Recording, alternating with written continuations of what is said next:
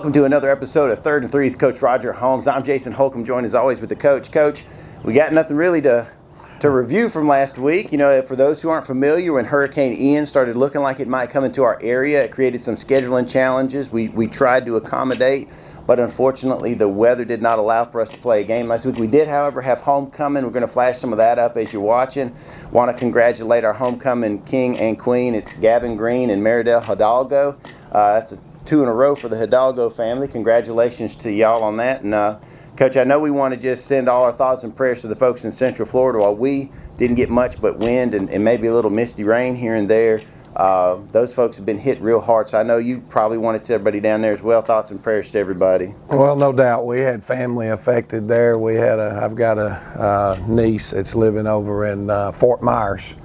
They got hit pretty hard, and then some family owned a place there in Venice, and I think that one came out okay. So I think there were a lot of people affected. Obviously, we hate that we weren't able to get the game in. We'd moved it all the way up to Wednesday, and then Tuesday afternoon we got a call from people in Charlton saying that they weren't going to make the trip, and still waiting on Georgia High School to make their determinations on how the thing goes. But at the end of the day, Jason, you know, we're glad everybody's safe. Yes. It's not the best thing for us. Not we lose a home game, we lose a game. It's homecoming. All the girls and guys that were participating in the homecoming is a tough deal. But hey, we got bigger things to worry about than Charlton County. Yes, we do. But before we get to that, let's get a quick word from our folks at Optim.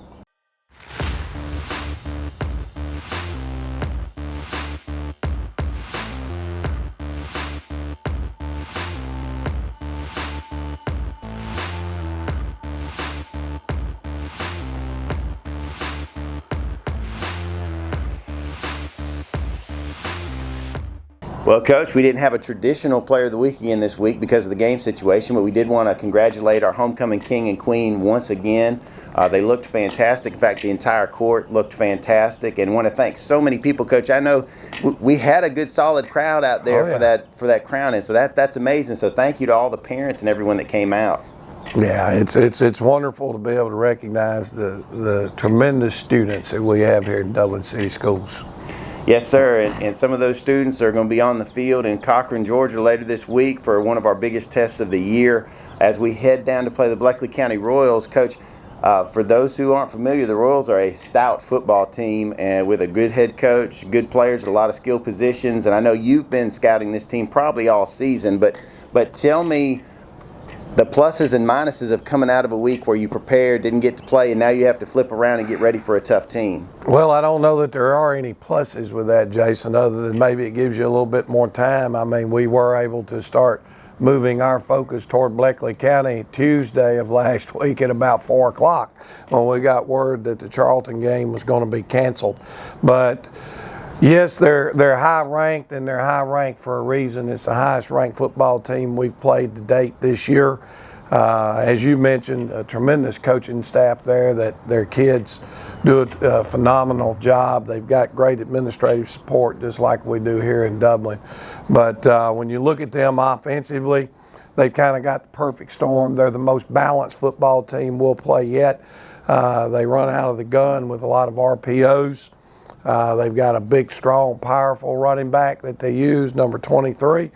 And then they'll slip number 4 in there, and that guy's so quick. I mean, he has another jet. You know, some guys can take off.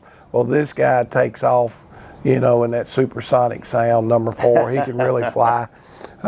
You know, they don't run a lot of different concepts, but they run them out of a lot of formations, and they do them very, very well.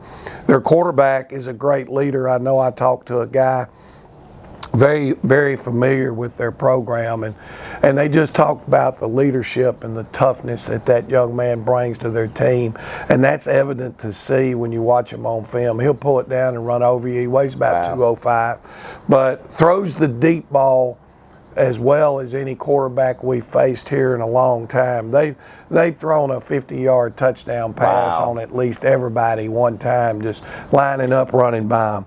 So they create you a lot of issues there on the offensive side of the ball. When you look at them defensively, they base out of a 3-4 and they'll slide it over and make it a 3-5 look. They don't mind bringing pressure. And, I really think their DB crew is probably the best coverage DB crew that we've had to line up and play against this year. So it'll be a major task, but it's the first region game. It's a huge game for us, and I know it will be for them. So we're going to need all the help and support we can get in Cochran on Friday night, and who knows, maybe the wind will be blowing about 40 mile an hour and slow down some of their throwing game too. Well, I'm going to tell you, Coach, for those of you who've never been to Cochran before, it's a really great atmosphere, great high school football. It's right there on the main road. You can't miss it. Just as you come into town, it's on the left-hand side. They've made a lot of capital improvements to their stadium. Their facilities and bleachers and everything are very, very nice there now. Yes, and I'm going to tell you, just a great environment. I've watched plenty of football games there during my time with the paper, and since coming back here, I'm excited for y'all to come out and check out the Irish. Again, it's a region football game, Friday night, 7:30 p.m. kickoff. Be sure to get there a little bit early because I'm telling you, it's going to be a good, solid crowd. There always is for Bleckley Dublin. And be sure to follow us all season long because we need to pick up all these region wins so we can be in the hunt to host a game in the Shamrock Bowl in the playoffs. But as always, thank you for joining us on 3rd and 3 with Coach Roger Holmes.